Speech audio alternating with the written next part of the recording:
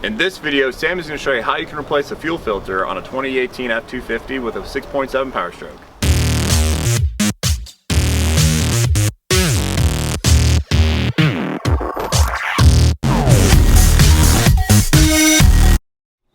So to replace this fuel filter on a 6.7, this is a 2019, so I've seen some where they only have 2 plugged in.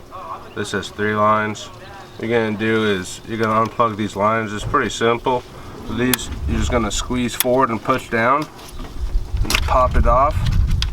With this, you're gonna take these, kind of use your fingers to pry them apart, push it forward like that. You make sure it's all the way out, and it pops off just like that. And now with this one, you're gonna pry it up like this some, and you can see that it has a little tab you can push down on both sides, and it pops right out. And then what you're gonna do, just take it and twist it to the left or counterclockwise, that way. And then once you twist it to where it won't twist, it just kind of pops out.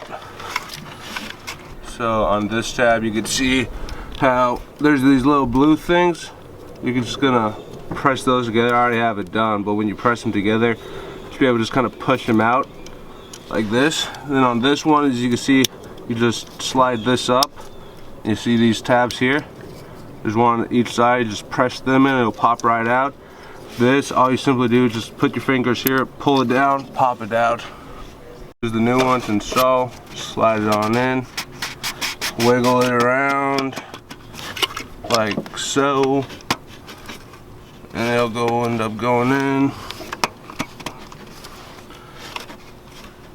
And once it's in, you just spin it